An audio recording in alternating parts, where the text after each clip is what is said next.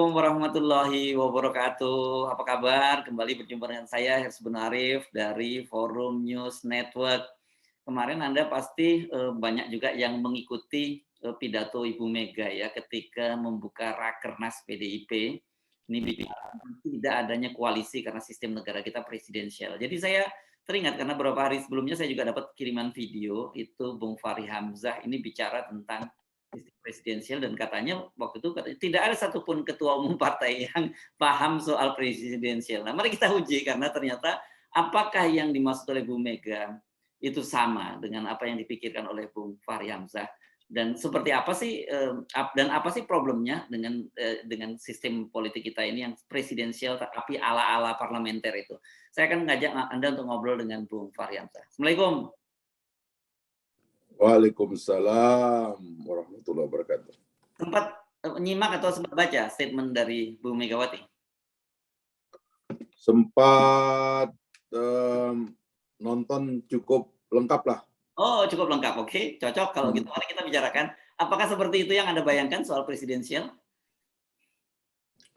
Ya, sebenarnya anatomi dari persoalan kita ini juga memang harus dibedah semua, Mas Hersu. Ya. Tidak bisa kita ini ngebedahnya itu sepotong-sepotong. Jadi kalau ibarat tubuh, ya, sistem demokrasi kita itu banyak sekali cabang-cabangnya. Karena itu harus semuanya kita kita evaluasi. Misalnya demokrasi itu sendiri prinsip tentang pemerintahan rakyat, gitu, ya kan? Karena itulah sumbernya itu atau sifatnya itu dia fragile dia.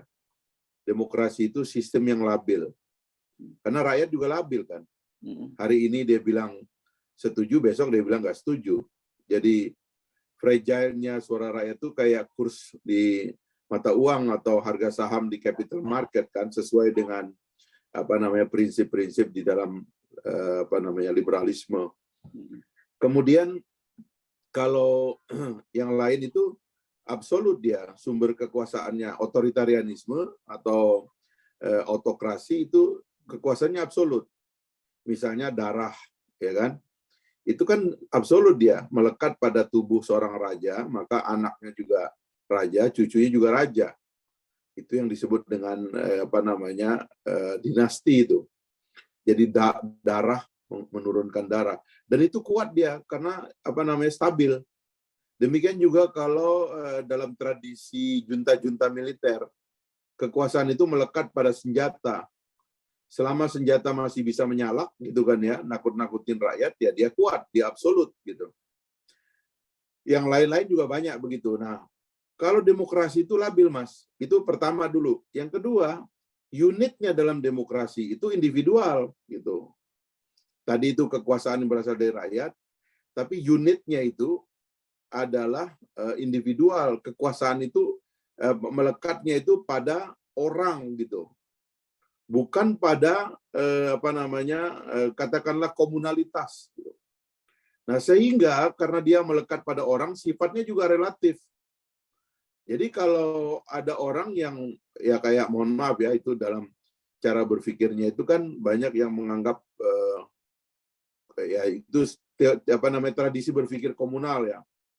Kamu kalau sudah di sini kamu nggak punya pilihan, ya. Kamu kalau sudah memberikan kekuasaan kepadaku maka kamu harus taat. Tidak ada reserve, gitu kan? Tegak lurus. Kamu petugas, ya kan? Kalau di dalam ininya dibilang sami'na wa ta'na, ya. Taat dan sebagainya itu. Nah, itu bertentangan dengan dalam demokrasi ketika orang itu diberikan pilihan-pilihan dan sifat dari kekuasaan itu melekat pada orang.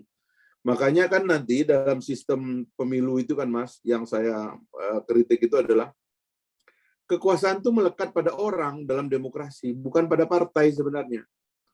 Karena itulah makin lama kalau kita mau mengikuti demokrasi, yang dipilih itu semakin lama orang, bukan partai. Kalau di dalam tradisi otoriter ya katakanlah nih pseudo komunisme kan menganggap dirinya juga punya pemilu, ya kan? Tapi kan yang dipilih partai. Nanti orang yang berkuasa itu ditunjuk partai, Mas. Gitu loh. Karena itulah kemudian sifatnya itu absolut gitu. Karena yang ada di dalam struktur partai juga berada dalam struktur negara, berbeda dengan tradisi demokrasi. Nah, nilai-nilai fundamental seperti ini harus dipahami terlebih dahulu sebelum kita memahami implikasinya pada pelembagaan ketatanegaraan modern seperti tadi presidensialisme versus parlementarisme sebagai sumber kekuasaan. Dalam presidensialisme rakyat tadi memberikan kekuasaan kepada dua, kepada presiden dan kepada kongres. Makanya kan presidensialisme disebut juga kongresionalisme. Dalam tradisi parlementer rakyat cuma ngasih kekuasaan kepada parlemen. Eksekutif dibentuk oleh parlemen. Eksekutif tidak dibentuk oleh rakyat. Gitu loh. Jadi dalam tradisi parlementer ada kecenderungan berpikir bahwa eksekutif itu lemah gitu. Karena itu rakyat hanya membentuk parlemen. Tapi dalam tradisi presidensial, presiden itu kuat. Karena dia kuat, maka rakyat juga membentuk oposisi yang bernama Kongres. Jadi anggota dewan itu sebenarnya oposisi terhadap presiden. Nah, sekarang bagaimana kalau anggota kongresnya itu ternyata petugas partai? Nah, ini repot lagi, Mas. Jadi menjadi sulit dia bertugas menjadi oposisi sebagaimana yang dikehendaki rakyat waktu dia dicoblos apabila dia adalah petugas partai. Karena nanti pemimpin partai punya tugas buat dia, yang tugas itu bukan pengawasan, tugas itu mendukung. Nah, itu yang saya kemudian bilang sering juga disalahgunakan. Ketua umum partai punya izin tambang, ya kan? Maka anggotanya di Komisi 7 disuruh diam. Karena menterinya komplain. Kamu kan lagi ngurus tambang, ya kan? Mbok ya anak buahmu di komisi itu jangan banyak ngoceh. Nah, ini penyalahgunaan. Padahal kalau kita mau murnikan demokrasinya, maka partai dalam tradisi demokrasi adalah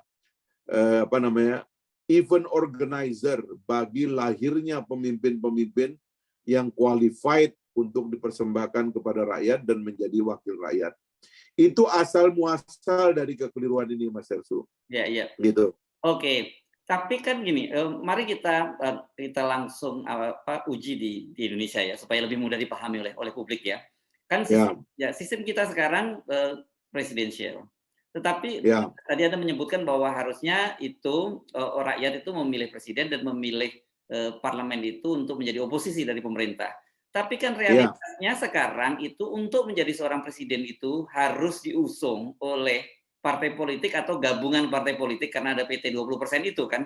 Sejak dari situ aja mana bisa kita berharap ada oposisi di parlemen dengan cara seperti itu. Ya, itulah kesalahannya, Mas Hersu.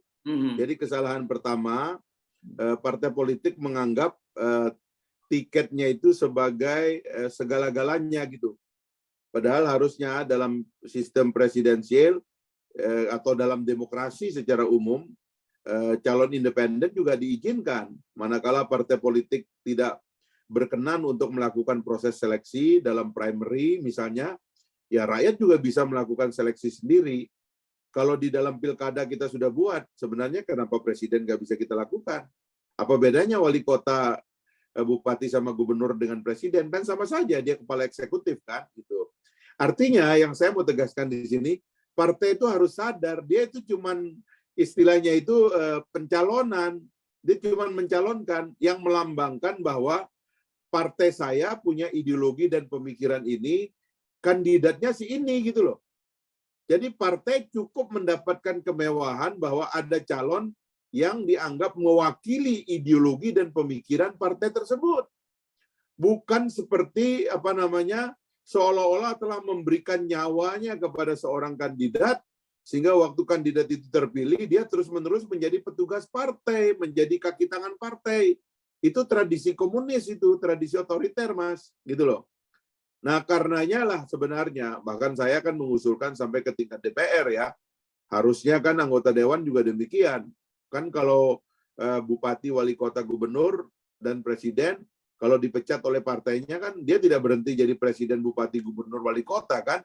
Seharusnya anggota dewan juga kalau pakai jurisprudensi saya dulu, Mas, itu kita perjuangkan. orang itu dipecat oleh partainya tidak berhenti posisinya sebagai wakil rakyat. Karena yang memberikan kekuasaan kepada dia rakyat, bukan partai politik. Partai politik hanya mencalonkan, mendapatkan privilege untuk menyatakan bahwa orang tersebut sama ideologinya dengan partai saya, sama pemikirannya dengan partai saya, itu adalah kader saya. Begitu sebenarnya, Mas. Gitu. Oke, kita tapi gini, kita coba buat pembanding meskipun tidak bisa apple to apple seperti di Amerika, karena Anda tadi menyebut ada calon independen. Kita kan tahu di sana itu selalu yang bertarung antara Partai Demokrat dan Republik. Selalu begitu ya, dan meskipun ada juga calon-calon independen dari yang muncul, tapi tidak sejauh ini belum pernah yang memenangkan pemilu kan. Nah, tetapi juga ada dalam satu masa, saya tentu saja lupa detailnya, ada ketika Kongres dan partai dan presiden terpilih itu sama-sama kuat gitu. Artinya kemudian Kongres di sana juga menjadi semacam stempel saja dari pemerintahannya. Bagaimana dengan di Indonesia itu? Sebenarnya kalau di Amerika Serikat itu, pertama ya, kalau kita bicara Kongres versus presiden, itu memang mekanismenya mengaturnya supaya sama-sama kuat, dan biasanya wisdom masyarakatnya begitu. Ya. Jadi Partai Republik kalau mengantarkan orang jadi presiden, biasanya Kongresnya dikuasai oleh Demokrat. Karena ada wisdom rakyat bahwa karena eksekutif sudah dipegang oleh Partai Republik, maka sebaiknya Kongresnya dikuasai oleh Partai Demokrat. Dan biasanya indikator itu ditunjukkan oleh pemilu legislatif yang kita ingat ya, kalau di Amerika Serikat itu House-nya itu, DPR-nya itu dipilih setiap 2 tahun, Mas.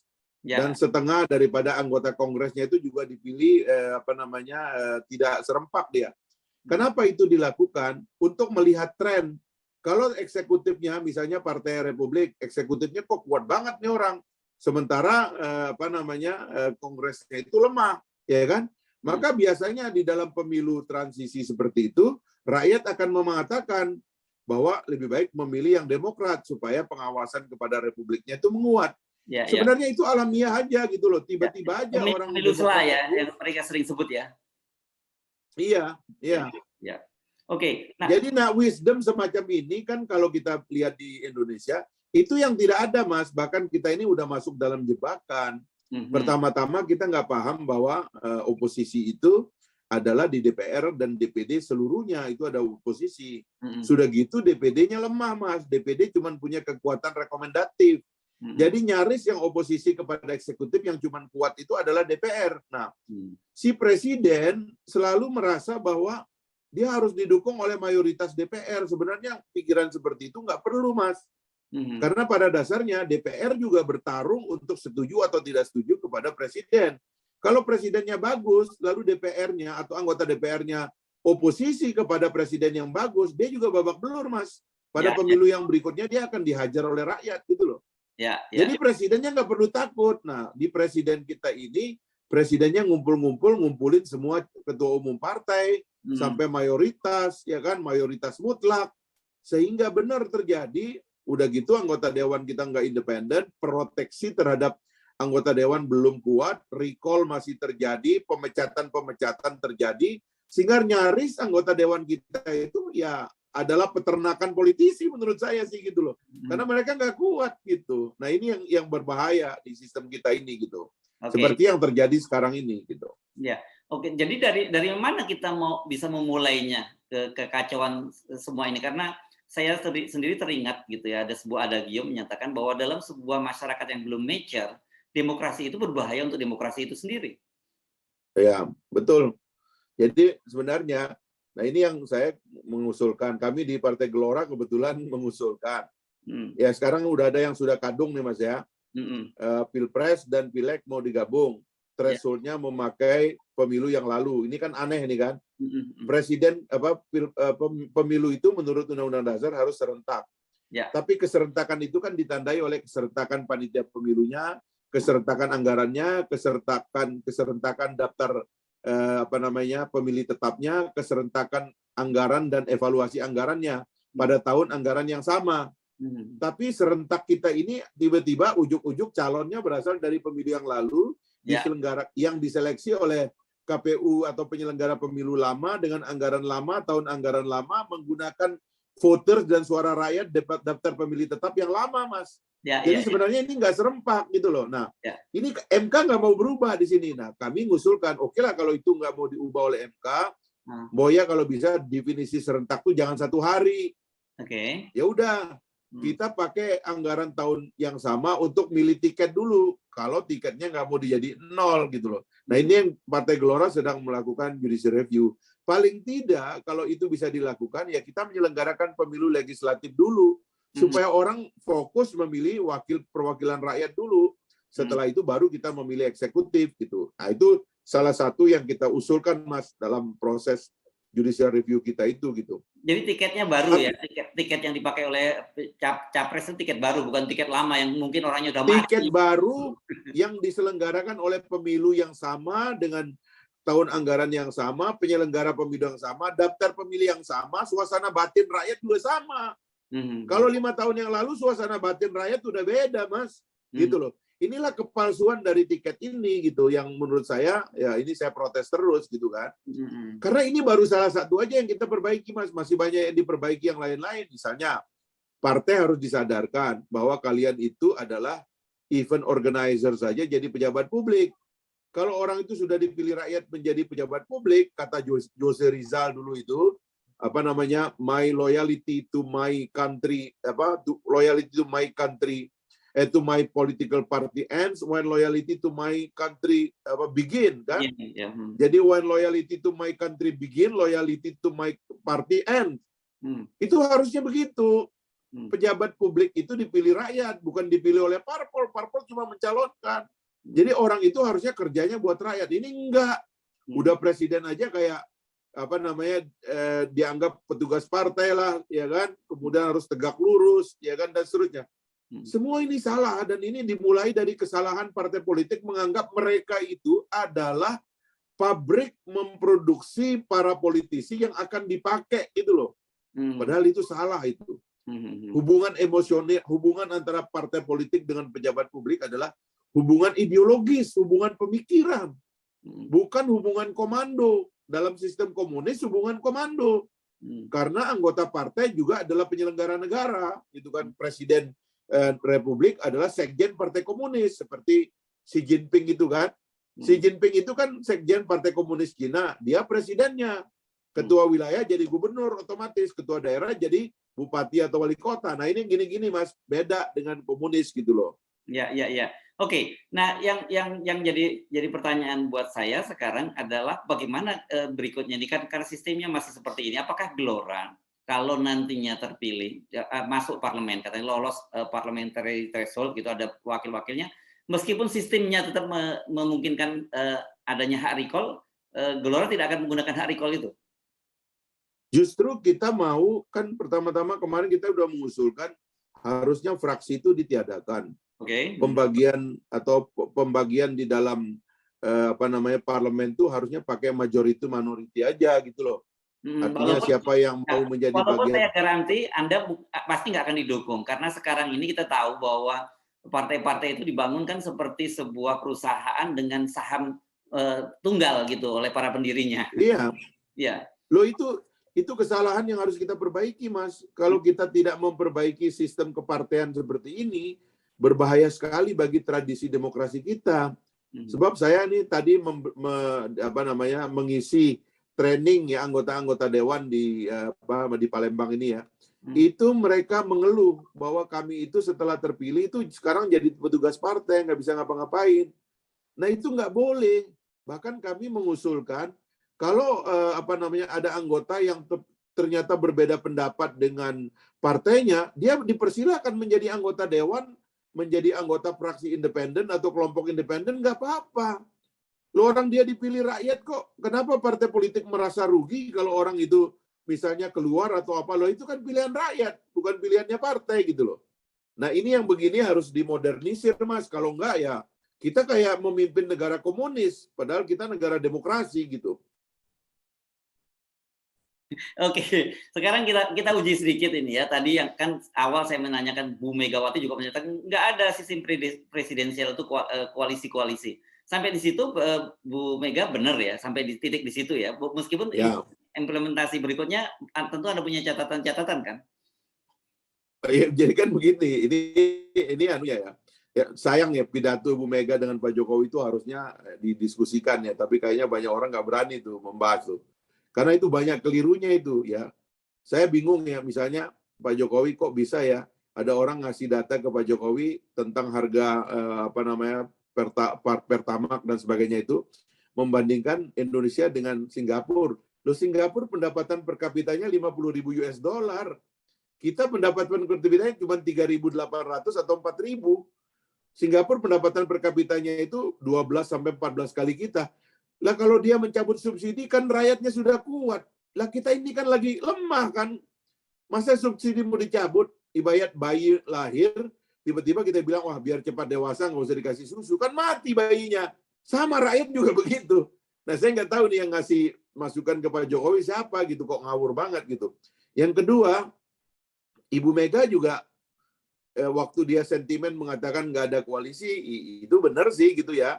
Tapi kan karena tiketnya cukup. Coba kalau tiketnya nggak cukup kan pasti Bu Mega kan nggak akan begitu, ya kan? Nah masalahnya partai politik tuh aneh.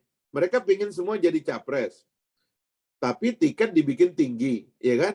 Lu kalau semua pingin jadi capres, tiketnya dibikin rendah dong, bikin 0 dong. Supaya Pak Muhaimin maju dari PKB, nyari pasangan, Pak Zul nyari dari PAN, ya kan? Pak Erlangga dari Golkar, ya kan? Dan seterusnya lah. Tapi membiarkan tiket mahal pada saat yang sama mengatakan ingin maju. Saya curiga ini cuma bergen doang supaya harga tiketnya mahal gitu loh. Sementara Ibu Mega marah karena ada kelompok lain yang ingin gangguin tiket beliau itu gitu loh. Padahal tiket ini mau dipakai oleh Ibu Mega gitu kan. Yang lain ada yang nekan, ya kan. Kami lebih populer, pakai untuk kami aja, marahlah si ibu gitu loh. Kan kira-kira itu yang terjadi, Mas. Oke, nah kalau udah mulai masuk ke wilayah itu, kan Anda sendiri juga berkali-kali Anda selalu menyatakan bahwa sebenarnya tiket untuk Pilpres ini, apalagi dengan PT 20% ini kan sudah di kantong oligarki gitu ya. Orang ini sekarang ini gimmick media lah, mau si partai ini ketemu ini, ketua partai ketemu ini, ujung-ujungnya juga sebenarnya yang mau jadi capres sudah ditentukan kan gitu. Iya memang kan ada beberapa industri pemain di dalam demokrasi itu, Mas, ya kan? Iya. Di antara industri pemainnya kan juga industri poster kan. Industri poster ini kan juga punya mau kan. Dia juga perlu kandidat yang bisa ditawarkan kepada bohir-bohir supaya kandidat itu didukung karena popularitasnya terus-menerus naik, ya kan? Poster dan kandidat itu ya, maksudnya ya. Ya, lembaga-lembaga survei kan maunya gitu. Nah, itu kan bertentangan dengan kehendak dari partai politik. Yang bego siapa ini sebenarnya gitu? Menurut saya yang bego partai politiknya. Kenapa lu biarkan permainan kayak begini liar? Jangan dong, tiket lu pegang. Bilang sama pollster, kamu nggak layak survei-survei kayak gitu karena tiketnya aku yang pegang. Kamu udah ngelambungkan orang setinggi apapun, kalau saya nggak kasih tiket kan nggak jadi apa-apa. Harusnya mereka kompak. Bahkan kalau bisa bikin aturan bahwa calon mereka itu adalah ketua umum mereka misalnya. Kalau dalam parlementer kan ketua umum kan otomatis menjadi perdana menteri kalau mereka menang. Nah yang begini-gini ini sebenarnya ada kekacauan berpikir di partai politik juga. Mereka tidak menyadari fungsi mereka dalam nominasi gitu loh. Sehingga nominasi itu dibiarkan jatuh ke tangan market. Sehingga ketika market sudah membuat nominasi, partai politiknya bingung. Ya kayak Partai Nasdem kan, dia punya kader seabrek-abrek, terpaksa mencalonkan orang di luar Partai Nasdem sendiri. Nah ini kan dilematis terus-menerus, yang tidak ada mekanismenya. Kalau kita mau bikin sistem primary, kayak di Amerika Serikat di primary itu bisa ribuan orang daftar. Tapi kan orang juga tahu akan gugur gitu. Nah kalau usul saya, menurut konstitusi sebenarnya, primary itu biarkan semua partai mencalonkan. Siapa tahu orang Papua menang, siapa tahu orang Aceh menang, siapa tahu ada orang tajam pemikirannya dari Kalimantan, dari Sulawesi, dari Sumatera kan. Kan nggak harus selalu orang Jawa dong yang punya visi tentang republik ini gitu loh. Nah tetapi oleh sistem ini ditakar-takar, karena tiket itu 20%, maksimal itu jadi 3, berarti kandidat itu maksimal 3. Lalu disurvei-survei, oh kalau disurvei cuma 3 ya Nggak mungkin kita menghindari orang Jawa. Akhirnya terpaksalah orang Jawa yang ditaruh sebagai nomor 1. Yang lain ikut-ikutan loh. Terus bagaimana nasib orang-orang di luar Jawa yang sebenarnya lebih jago? Di awal Republik kita punya orang Sumatera yang jadi Perdana Menteri jago-jago kok. Masa sekarang orang luar Jawa nggak ada lagi yang bisa jadi presiden? Ini pertanyaan substansial yang harus dipikirkan oleh partai politik. Jangan dibiarkan ini berlangsung terus-menerus. Sistem primary itu ada di dalam konstitusi kita, yaitu ketika konstitusi mengatakan putaran pertama hanya bisa dimenangkan oleh seorang kandidat apabila memenangkan 50% plus 1 threshold popular vote dan memenangkan 50% plus 1 provinsi dengan capaian minimal 20%. Mustahil didapatkan di putaran pertama, Mas. Tapi maksud konstitusi dengan dalil itu adalah supaya semua orang maju dulu, Mas, dari seluruh Indonesia. Baru sisanya nanti tinggal 2. Boleh jadi sisanya nanti orang Aceh versus lawan orang Papua. Menarik sekali, Mas. Kita akan punya alternatif kepemimpinan yang lebih luas di Republik ini, menghargai keberagaman yang ada. Nah, itu benarnya, Mas. Reformasi ke depan tuh mesti begitu, gitu. Tapi dari mana kita memulainya? Karena kan bagaimanapun banyak kepentingan yang lebih menikmati adanya status quo seperti sekarang ini. Ya itulah partai politiknya nggak sadar, ya kan. Ini kan masalahnya nanti di keuangan politik, Mas. Partai politik ini kan sekarang masalahnya kan nunggu supaya tiket legislatifnya ada yang beli. Kan mereka ini lagi bingung, ya kan. Pemilunya dibikin berdarah-darah, ya kan. Pertarungan atribut. Coba tuh dibilang KPU menetapkan pertarungan cuma 75 hari, Mas.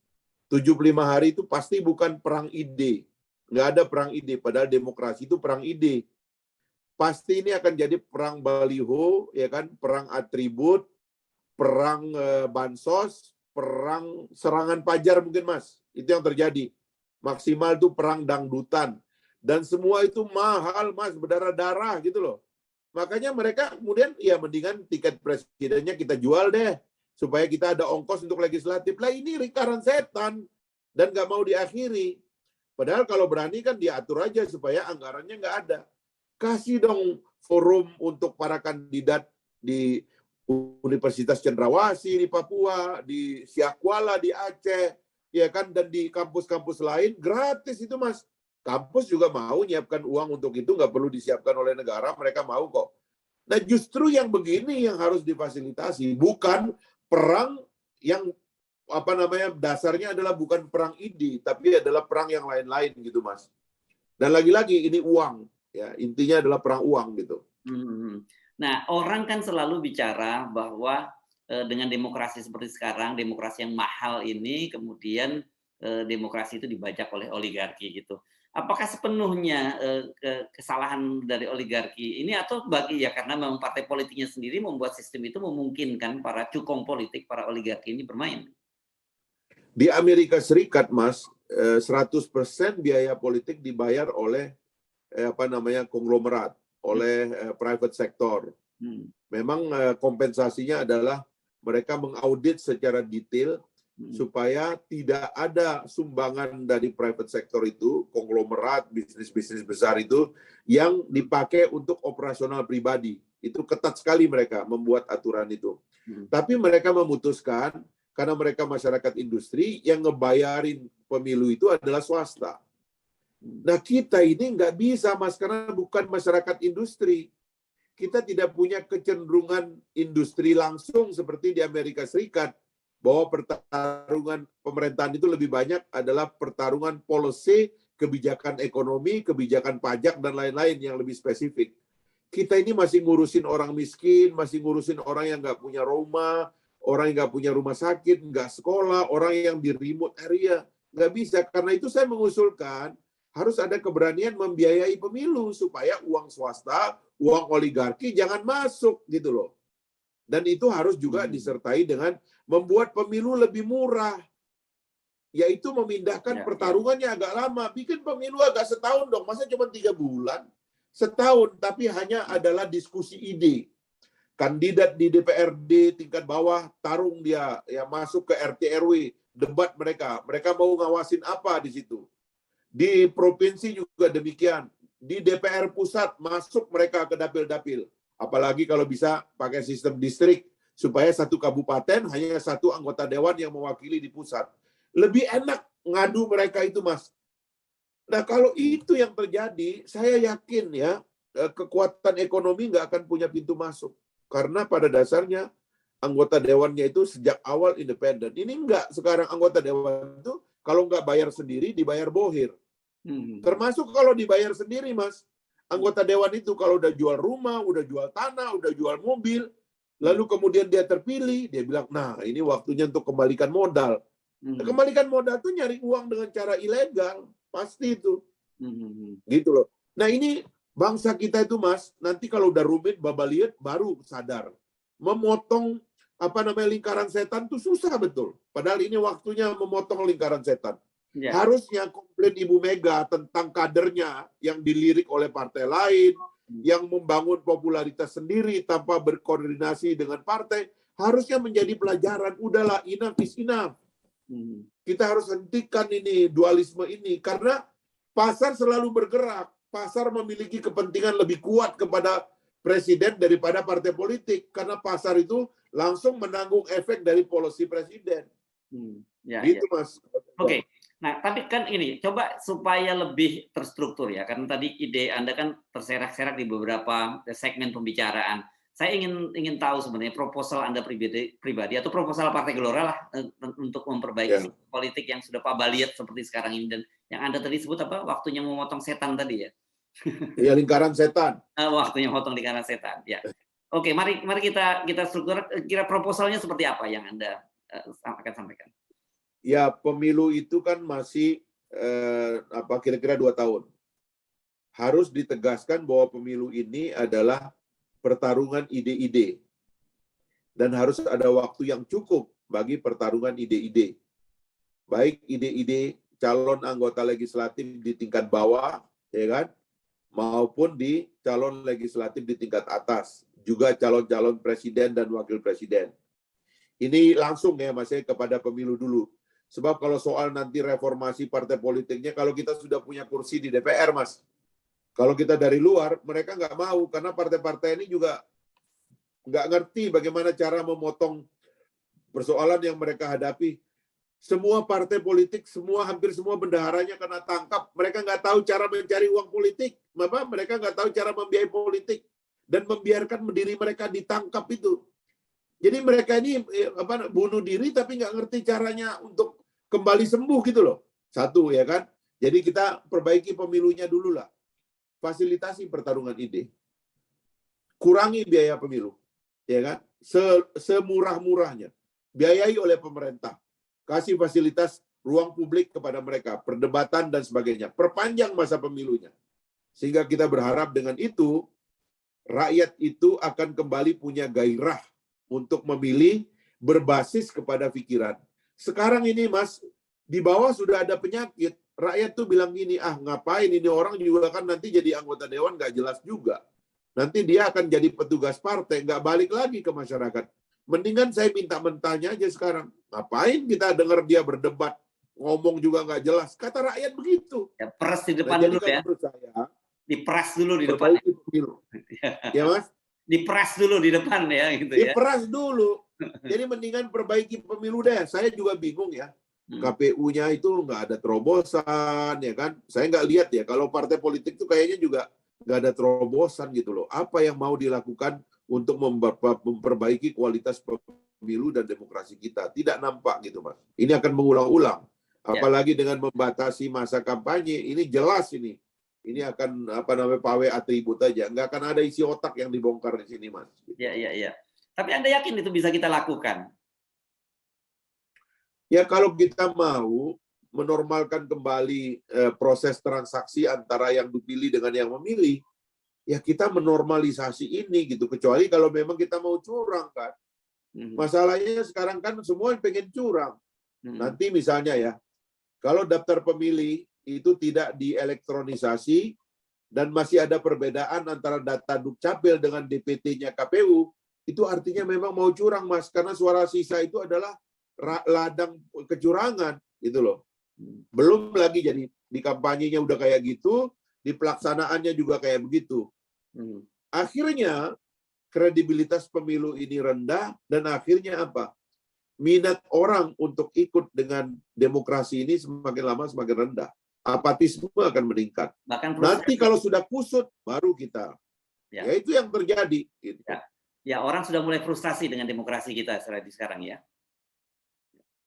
Nah itulah, itu akarnya kan harus dicari Mas ya. Akarnya itu adalah karena transaksi rakyat dengan partai politik tidak lagi transaksi yang mulia, ya, yang luhur tentang pikiran-pikiran, reputasi dan moral. Ya. Tapi mulai transaksi itu konkret, cash and carry. Itulah yang membahayakan kita sekarang itu Mas. Oke, baik. Terima kasih Bung Fahri Hamzah. Kita nggak cukup dalam perbincangan ini. Nanti kita akan elaborasi lagi ya beberapa pemikiran-pemikiran Anda ya. Terima kasih. Assalamualaikum Terima kasih. warahmatullahi wabarakatuh. Waalaikumsalam warahmatullahi wabarakatuh.